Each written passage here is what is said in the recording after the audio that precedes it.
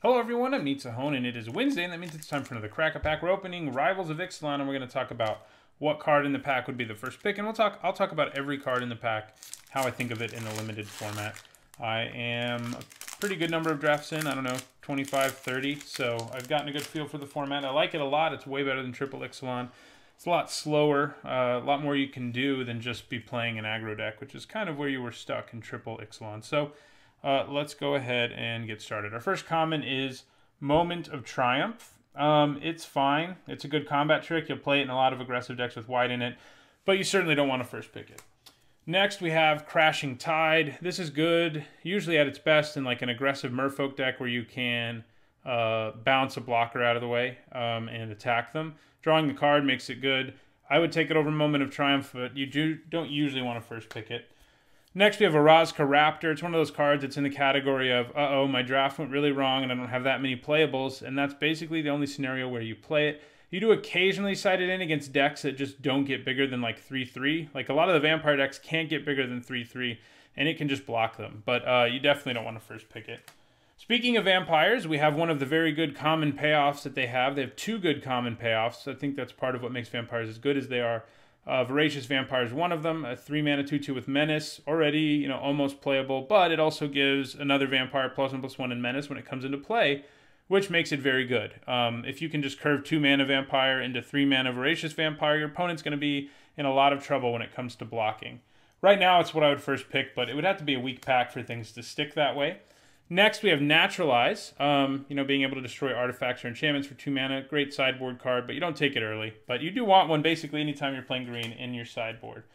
Okay, we have a new first pick. It is Moment of Craving. 2 mana for -2/-2, and gaining 2 life is great. It does it at instant speed, kills the majority of the creatures in the format. It's very efficient, premium. You'll first pick it in a good number of packs. We'll see if it ends up holding up in this one, though.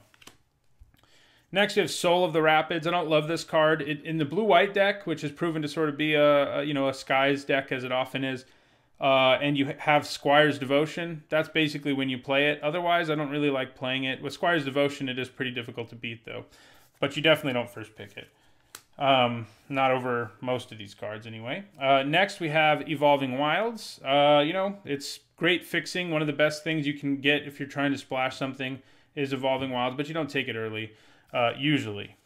Okay, now we're getting to an interesting debate. We have Bombard, 3 mana for an instant that does 4 to a creature. I think it's better than Moment of Craving. There are people who think Moment of Craving are better. I think they're close enough that the argument kind of doesn't matter. But I would take Bombard over Moment of Craving personally. It can kill so many creatures in the format, and it trades up almost always, and that's a great deal. So Bombard is now ahead of Moment of Craving. Okay, well, now the debate's getting even more interesting. Next, we have Luminous Bonds, the premium common removal spell for white. We have 3 premium removal spells in this pack. Luminous Bonds, is pacifism, costs 1 mana extra. I would take Bombard over it, but I think I would take Luminous Bonds over Moment of Craving. Luminous Bonds is great, but the fact that it can't shut down creatures with static abilities, for example, the annoying Merfolk and Vampire Lords, if you're looking at your opponent's board and the only reason their board's imposing is because they have one of those lords, and you're like, Luminous Bonds does not help me out here. That's a real pain, and it happens. I'm sure it's happened to you. It is nice that it helps you get to Ascending sooner. So the blue-white deck, which is sort of a Skies Ascend deck, is definitely into it, but I think you take Bombard over it. All right, so we end a string of potentially first pickable cards with one of the worst cards in the set, which I think is Flood of Recollection. You'll play this in a world where you have some crazy bomb spells, but honestly, most of the bombs in this format are creatures. They're not spells, so you basically never play it, and you shouldn't. Next, we have Stormfleet Swashbuckler, a 2-mana 2-2 with upside. It's pretty nice. You'll play it in any red deck. It turns out it gets double strike a significant amount of the time. It gets disgusting with auras. If you put Tilanali's Crown on this thing, good luck to your opponent, basically. It's very powerful when that happens. But you don't first pick it over any of these removal spells. All right, we have a gold uncommon, Raging Regisaur. It's one of the better ones around. It is one I would first pick in a weak pack, but this pack has 3 monocolored premium removal spells that I would all take over it.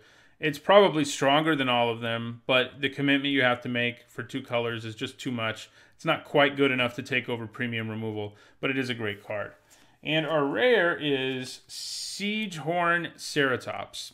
It is perfectly fine, but it doesn't really feel like a rare in most cases. If you can back it up with combat tricks or auras, even equipment, that's when it can get really scary. But that's asking for a considerable amount of setup for a rare. Granted, it's a 2-mana 2/2, and if you're green-white, you'll play it because it has upside, right? And once it starts getting crazy with Enrage, it gets to be pretty good. But I wouldn't take it over the Raging Regisaur, Moment of Craving, Bombard, or Luminous Bonds. And in the end, I would take Bombard. This pack in general is an interesting one because of the 3 common premium removal spells it has. It's, you know, hard to say which one you should take. For me, it's Bombard. I would be interested to see what other people think in the comments. It's clearly one of those 3 cards in this pack, though. So thanks for watching. And don't forget I post draft videos every Monday and Thursday, and lately it's been even more than that. So you can see me actually play the format in addition to just talking about it. And I'll see you guys for the next Crack-A-Pack.